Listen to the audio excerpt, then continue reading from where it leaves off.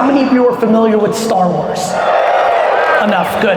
I'm building my communications Death Star. I have 2,000 employees around the globe. I'm the emperor, and with my communications Death Star, I can point it at anything I want. 7 years ago, I pointed it at an app we incubated at Vayner called Resy, and that was highly successful, and we sold that to Amex. 3 years later, I pointed my Death Star at Empathy Wines, a direct-to-consumer wine brand, and we sold that to Constellation. A couple years ago, I made a really big bet, and I pointed my Death Star and a ton of stormtroopers and even a couple of Darth Vaders to something called VeeFriends, which is my Pokemon Sesame Street intellectual property. So they may know how to make great content. ESPN, the Jazz, everybody. There's a lot of talented storytellers. The problem is every storyteller that has been trained for the last 30 years was not trained in having to think about the distribution. The distribution was just the screen. Today, there's not a single time that I post-produce video that I'm recording that I'm not thinking about how the algorithm works. It's because I'm watching, I'm day trading attention. This is a skill of day trading all of pop culture, distribution, creative variables. I'm pretty excited to be here and I'm ready to dive in, my man. Let's go. Well, so first of all, so much to talk about. How many of you are working in a business or part of a tech company? Raise your hand. I just want to see. Okay. So I think to start, Gary, you and I have had a lot of conversations over the years around the future of marketing, the future of media, and I want to, it's not going to be one question, it's going to be a couple, but I want to unpack what you're seeing from a brand marketing standpoint, from a marketing standpoint, and we're just going to riff for a second because I think we're watching a lot of transformation. I mean, we just launched Jazz Plus about an hour ago where everyone can now, between K-Jazz... Hold on. That was a bullshit clap. Let's clap it up for Jazz Plus. Yeah. We went from 1.2 million people to 3.2 million people that can now watch games. We're going into Idaho, Wyoming, and Washington. And we've basically gone from 1.2 to 5 million people who are going to have access to our Jazz network. And it's basically a curated experience to shift the model from contract to eyeballs. And we've talked a lot about how that is an art, and they're actually making that art now a science. And I think it's very, very relevant for every single person here, every parent here who has kids who are on social media, who are at the intersection of storytelling and business. It's a lot to unpack. Yep. But that's what everyone in Utah needs to hear because very few people have done it as well as you. Thank you. So I think it's interesting. I caught the last few minutes of Jimmy right before we came on. And if you noticed what he said about, hey, we're making content on social and we're realizing how that's affecting our owned and operated. What he's referring to is something that I think about and I call day trading attention. So day trading attention. Day trading attention. So if we're leaving with something, it's this phrase, day trading attention. And when I come to a conference like this and I have so many different people here in different parts of their lives, some people work at companies and have a side hustle. They sit on a nonprofit board. They sit on an education board. They are the leader of a company. What I love about the concept that I'm about to talk about, which is how do you not waste a single dollar? Or in reverse, how do you spend every dollar to maximize the thing that you want to happen? Right? The one thing that I can guarantee connects everyone here is there's things they'd like to happen in life. It might be a stay-at-home parent and they want their kid to have a happy life. It's all based on communication. The one thing we're all tied by here is the ability to communicate, and that becomes an incredible variable of what happens. All of our political views, all of our biggest standards, how we see the world, it's all been story told to us by parents, by outside forces. This is the thing I've always been fascinated by. I know some of you know who I am, I know a lot of you don't. I was born in the Soviet Union, in the USSR. I came to the US when I was 3. and grew up in the 80s in America. So I was immediately fascinated by the Cold War and was paying attention to how people did messaging. I was interested long before we started talking about it in America about what the media was doing. I was also interested in word of mouth, and I was always a businessman. When I sold lemonade when I was 7, I spent more time on making signs and putting them up on the right pole. Think about how sick I was. I was 7, and I would walk around Edison, New Jersey with a sign, and I thought it was interesting and cool to sit down on a hill at a cross section and watch cars driving by to try to figure out which tree or post or pole was the best one to put my lemonade stand, 25 cents for lemonade thing. So I've been chasing attention my whole life.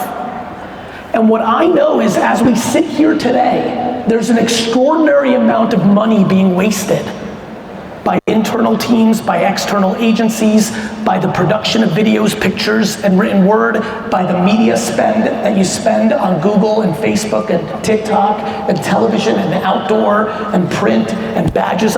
You can steal an MBA badge or you can overpay for it. There is no guaranteed deal. The best deal in day trading attention, AKA the best ad in America today, is the Super Bowl spot. It's the best ad. The problem is, even though the $7 or $8 million for 30 seconds that will get you 110 million Americans to consume it, even though that's the best ad, if you screw up the 30-second video, it's not the best. So you have this game of spending media dollars to get attention, and then you have the creative, the video, the picture, the audio, the written word as the variable if you're gonna sell sneakers, ticket sales, streaming, B2B contracts, help your sales team if you're a SaaS business. This is the biggest conversation from ESPN to a single person entrepreneur looking to sell chocolate next week. And I think the majority of the people in this room are grossly underestimating the platforms that dominate the attention of our society, and the majority of them are sitting on this thing right here.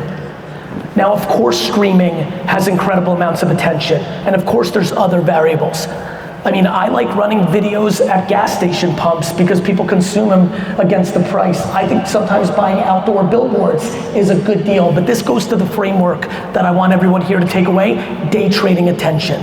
Meaning, you're doing it every day. You're day trading. You don't just blindly say that Google AdWords work.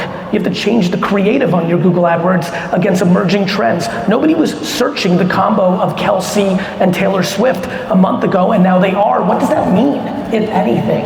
And there's 700,000 other things going on in culture right this nanosecond, and most people are punting marketing because they don't understand it. Which is why we have those classic phrases of, I'm wasting 50% of my money, I just don't know what 50%. And I don't believe it has to be that way, but I don't believe anyone in this stadium, by the way, probably including me, takes it serious enough because it is the most controllable variable to create the outcome that you want. So day trading attention would be this concept that... I just want to thank the guy who whistled. Thank you for that. Yeah. There was a bunch of others who can't whistle, but they tried to. All right. So day trading attention is this concept that the old world, or scene one, would be you place a marketing campaign and you leave and you go focus on what it is, to the new world, which is scene two. You've got to be in it every minute, every single thing matters, every channel matters. And it's this living, breathing thing, and those organizations that do the best at it are the ones that are going to win? Period. Period. And look, marketing is the offense. If you stuck at defense, I really don't want to talk football right now because I'm super fucking pissed. This is actually, you said we weren't going. The Jets thing is really a problem right now, but anyway, look, I want to be careful here because I want everybody here to, the people that are best in the world on what we just talked about, do I think they're going to win? They're going to win on the offense. They're going to acquire the most customers. Everybody here knows you can screw up a business a million ways that has nothing to do with how much revenue you bring in. So yes, do I think the people in this room, and actually by making noise, how many people are familiar with me and the things I talk about? And I know this is a very, very nice place, so don't feel bashful, but I'm just trying to understand something real quick. Please make equal amount of noise, because I know you're going to be nice to me, but don't be nice to me. Equal amount of noise if you don't know me at all. I feel pretty, my self-esteem is in good. That was good. That was good. That was like 60, 70. No, 70, 30. That felt good. Anyway, especially for the 30, 40% that don't know, and honestly, weirdly enough, maybe even more for the 60 to 70% that do know, please make this the time, even if you're one of those people that's heard this from me 99 times, and definitely if you've never heard this from me, please listen to me. Everything on earth is based on communication. Everything. Everything. Like, it's way bigger than you think. And I can't believe in 2023, heading into 2024, how many of you here do not take social media serious. It has the far majority of our country's attention, the world's attention on it. And let me say this nice and slow, right? This is business 101. It's free. Let me just, the distribution is free. Of course you can run ads on it, and of course it costs money to make a video or things of that nature. But you're not calling the Jazz for sponsorship, and Ryan's like, yeah, no problem, put your patch on my jersey, it's free. You can't get a newspaper ad for free. Google is not free. You can't do a commercial for free. Radio ads are not free. For the first time, distribution is potentially free. And for the real players in this room, and this is a big one, Ryan, for the real players in this room, you know that we've gone through a massive transformation in social media in the last 24 months, which I refer to as the TikTokification of social media. And what that means is the following. I invested 17 years ago in 3 companies. They were the first 3 companies I invested in. They were called Facebook, Twitter, and Tumblr. So that means that I made a lot of money, but it also means something important for this point. When I invested in Tumblr, which was the third of those 3 investments back in 2006, I called my brother AJ and I said, you know, obviously I just invested in Facebook and Twitter 6 months earlier, 3 months earlier, and I called AJ. I had this meeting with David Karp, the founder of Tumblr, which was a New York-based tech company, which was unusual. And I called AJ and I said, bro, I just invested in the biggest one of them all. Tumblr will be bigger than Facebook and Twitter. First, thank God I did not make that video. Second, let me tell you why I said it. I said it because the mistake I made was I didn't take into consideration at the time the jockey, not the horse. Obviously, Ev Williams and Jack were more capable operators. Mark Zuckerberg was a more capable operator than David Karp. Now, David Karp still sold Tumblr for $1 billion years ago when $1 billion was like 50 billion now, right? So it was still a monster exit. But let me tell you why I thought Tumblr was going to be the biggest. Facebook and Twitter, what I explained to AJ on that call, which I actually wish I did record so I could show it to you now and tell you how long I've been waiting for the TikTokification of social. Facebook and Twitter, you followed people.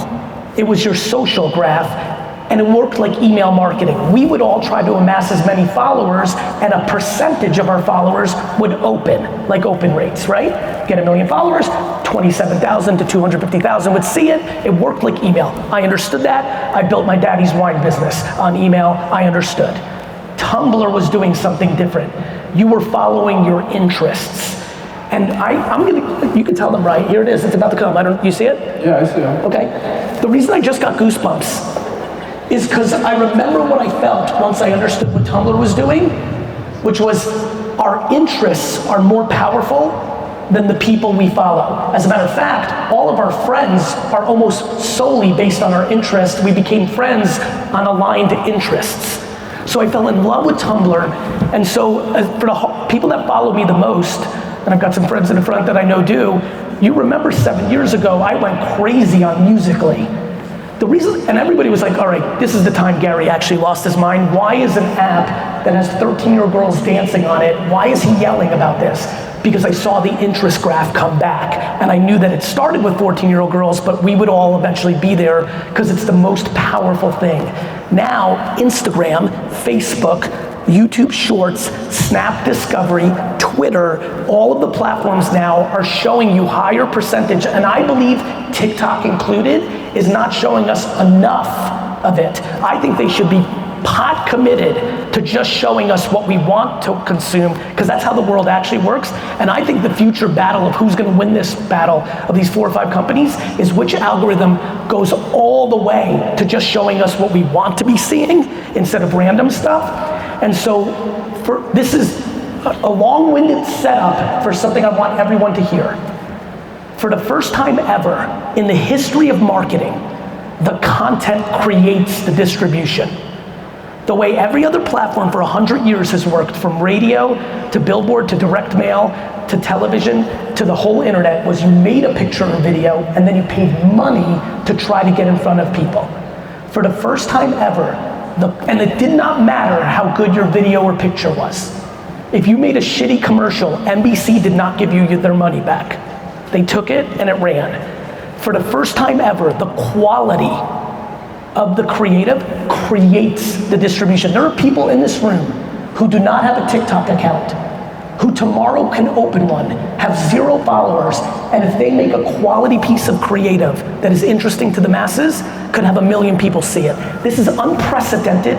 This matters big, and here's where it becomes atomic. The OTTs and fast channels and streaming services are building their ad product more like that than like television. And so we are in a crash course in the next 5 to 7 years where every ad above the line, as they call it, television, and all of social will be now in a place where the creative is a variable to the success greater than we've ever seen. And the practitioners, I sit here today as a man who knows the difference between putting the same picture on LinkedIn, Facebook, Twitter, YouTube Shorts, Facebook Reels, Facebook main feed, like all these platforms. I know the difference of what it needs to look like, what the first 3 seconds need to look like, what the title needs to look like, what time to post it, how much copy, which hashtags. This is a skill. This is not your 22-year-old fucking niece doing this for your company. This is a massive skill, and it's the most important skill, and I think everybody here is punting it and having it as their 15th to 80th biggest priority. And I believe from the Utah Jazz to an entrepreneur out here on day one, the craft of producing 30, 40, 50, 60 ads a day, 30, 40, 50, 60 a day across 11 platforms, targeting different demos. This is for the female fans. This is for the female 32 to 40-year-old fans who like Taylor Swift and go to yoga. This is for 55 to 57-year-old African-American fans who like Jay-Z. Like deep segmentation, 30, 40, 50 segmentations. If you're a B2B SaaS business, this is for the CFOs on LinkedIn of Fortune 5000 companies, where we're gonna make copy and creative that tells them how much money they will save if they use our SaaS product, because they're a CFO, and you fucking CFOs out there, you love saving money. Who's a CFO? Make some noise. There's like 10 CFOs. Because they didn't want to pay. So anyway, look, obviously you could see with that 6-minute rant or whatever the fuck I just did, this is important. So Gary, it's interesting because when we launched Gas Plus, we actually stood up SEG Media, where we said, no, we're going to be a full media company. And we're going to staff it with practitioners who are producing the games, who are producing the content. This is, right, like it or not, like, it's not the day where sports teams throw it over the fence to someone else to handle distribution. That's right. Because it's the content creation. If we think about those practitioners, you and I have had these conversations where if we look at Fortune 500 CMOs. Yes. And I think the wording from you is something along the lines of 90% of them will have worked in one of my media companies in the next 10 years. Yeah, so it's a pretty bold prediction. Yeah, I mean, it's probably a hyperbole, but let me tell you where I was going with this. Ryan and I were referencing a time we were together maybe 2 or 3 times ago, and he's like, what are you up to? Like, why do you have an agency? Like, feels like you'd be doing bigger things. And I'm like, listen, I'm building, by noise, how many of you are familiar with Star Wars? Enough, good. So I said to Ryan, I'm building my communications Death Star. right? I have 2,000 employees around the globe, 300 people in APAC right now, 100 people in LATAM, 300 people in Europe. I'm building a communications Death Star. I'm the emperor, right? Actually, right? I'm the emperor. And with my communications Death Star, I can point it at anything I want. So 7 years ago, I pointed it at an app we incubated at Vayner called Resy, and that was highly successful, and we sold that to Amex. 3 years later, I pointed my Death Star and sent some stormtroopers to go work there, and I pointed that at Empathy Wines, a direct-to-consumer wine brand, and we sold that to Constellation, right? A couple years ago, I made a really big bet, and I pointed my Death Star and a ton of stormtroopers and even a couple of Darth Vaders to something called VeeFriends, which is my Pokemon Sesame Street intellectual property. Skeletor last night? Yes, big collaboration. Skeletor and Skilled Skeleton at VeeFriends. So I'm building this communications Death Star. Anyway, just to come back to being Gary. I'm back to being Gary. I said to Rye, I said, we're teaching a totally different skill.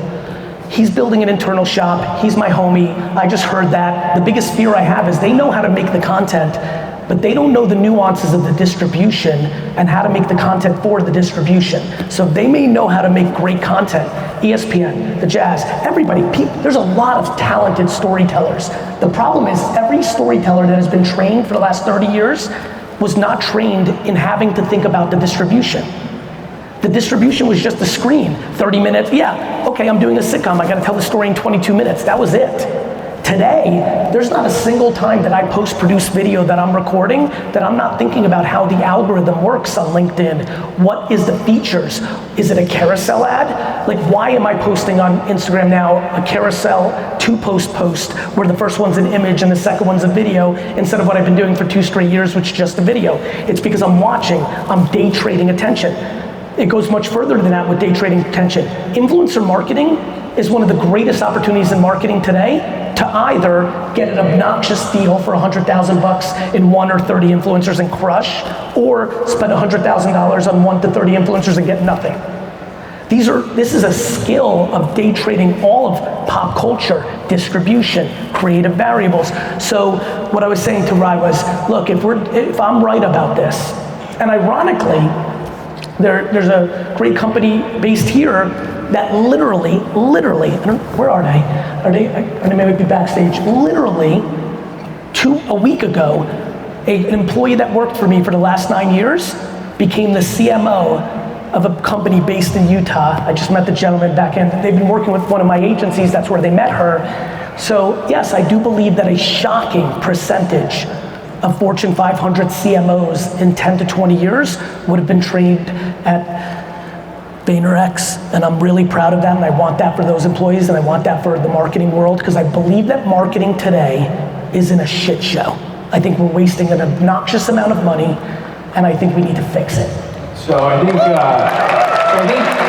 everyone here, did everyone understand the day trading concept? Okay, so that's a takeaway from Silicon Slopes. You're writing a book on this, right? Yeah, next year it's coming out. Day trading attention. Okay. It's gonna crush. You know what, actually for the people that here that really follow me, it was originally called Jab, Jab, Jab, Left Hook. It's the follow-up from a book that I know a lot of. Thank you for crushing. That's the first one. That's the first one. I will sign that for that. Done. Locked in. Get her up here right now. Let's sign it here live on stage. Let's go. Let's fucking mix it up here at Silicon Slopes Summit. Go ahead, man. I want to switch gears. Okay. I think there's a lot, I mean, you talked about growing up. I'll never forget you coming over to my house, you meeting my son Jet, you asked him what his favorite number was, 5. And his name was Jet. I like almost kidnapped this kid. Yeah. And then you went on to tell this story that is kind of shaped your, we're doing this. Yeah, we're doing this. This is how we do it. This is how we do it. Come on out here. Let's clap it up for these two. Okay. What's your name? Adam? I'm Ryan. What's up? Hi, Ryan. Hey, how are you? I'm good. Yeah. Yeah! Oh, God. Let's get the little one first. Okay. You saved my life from debt back in 2011. All right. Thank you. When Laurel Langmeyer put me in debt with her book, Making Millionaires, crush it, have saved my life. I love you. Since then, I've waited to meet you Thank in you. person. I'm glad we met. And then my son is so inspired. Can I take a picture? Yeah. Who's doing? Oh, there we go. Go. Okay. There you go. Adam. Go sell that in school for 5 cents. Yeah. My kids' school class is actually here. So, Are they? yeah. So There they are. Let's go. Back there, all straight right. ahead. Any language you've heard today, Is condoned. we'll have it inside you. Let's go through that because I think you explained a story that I didn't understand. You want me to go into it? I've never forgotten that. So maybe you just noticed that I put up the number 5. Definitely the people that follow me have seen this. Man, I don't like getting emotional about this, but this is probably the most important story of my life. When I came to the USA, we're super poor. It was like 1978, 79. It was a really tough economic climate in the US, the Carter years. You've seen the videos if you didn't grow up in it, gas lines. It was really rough.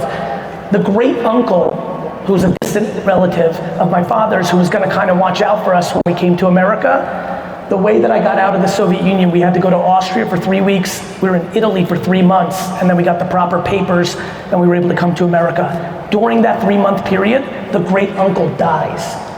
So now we come to America, and we're like, in a spot. And so I live in a studio apartment with 8 family members. Like I am driven by gratitude. I can never get fancy. I'm from the dirt, And so my father gets a job as a stock boy in a liquor store in New Jersey. He's literally commuting from Queens to New Jersey for like $2 an hour. It's like insane that this is like 5 minutes ago. My dad works his face off, becomes the manager of the store. That lets us move to Edison, New Jersey. That's really where I grew up. That's where I was Americanized. Literally, for the kids under 30 here, you won't understand this, but I went outside to play. And so, I went outside, and literally, for everyone over 40 or 45, you know exactly where I'm going. In the beginning of your childhood, you go outside and play, and you look for people. So I'm like walking around town, and like in the distance, I'm like, wait a minute, there's some kids. Utah, you see them everywhere. Fair enough.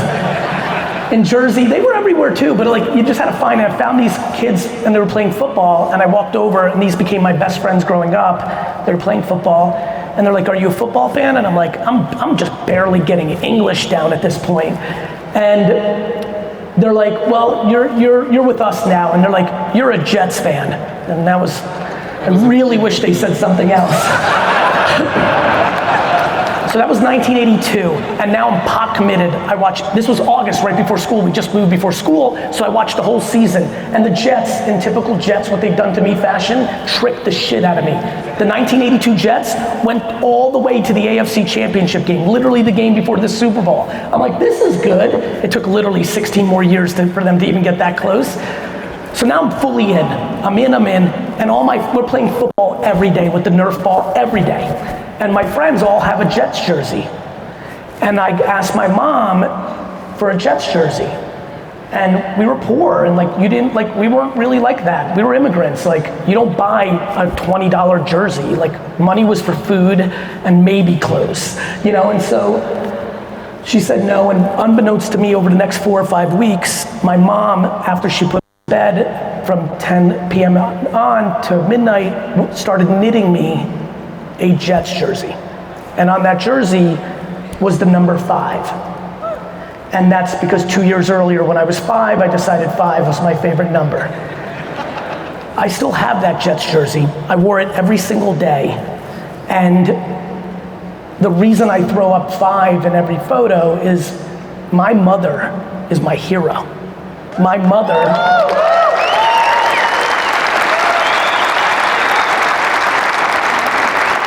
I get a lot of accolades. I get a lot of love.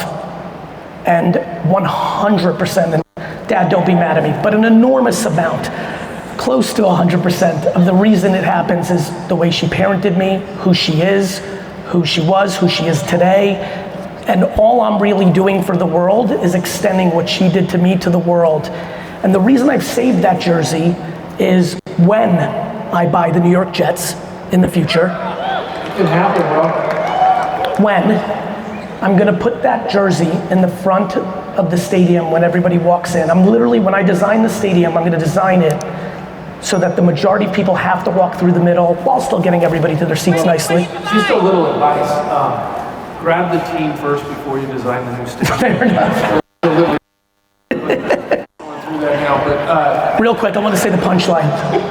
I'm going to put that jersey in front of everybody, and it's going to have a little plaque, and it's going to say, from not being able to buy a Jets jersey to buying, close your ears, kids, the whole fucking team.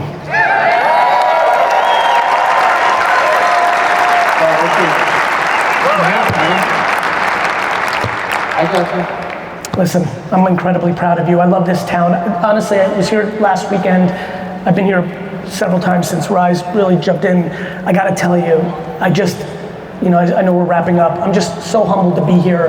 I adore, that would be the word I use, I adore the entrepreneurial spirit, the community feel, the civility that I see from the airport to the hotel, to the meetings that many people in this town treat each other with. I love being here. I'm so honored to be a part of this. I hope you heard me on the day trading attention thing for the practical stuff. I hope you heard the mom story for the macro stuff. Fuck the business. Find your happiness, be nice. Life can be so good if you don't complicate it. And I love you, brother, and I'm proud of you, and I'm happy to be here. First of all, I want to thank you. I know you just came all the way across the country just for this, for these folks. And so, hey, if you do VCon here, would you guys all come? Yeah. I mean, bro, that's a good base to start. Like, we gotta do it, bro. Listen, if you want to give the arena for free, You mean, again, these are business conversations we can have. we can do it.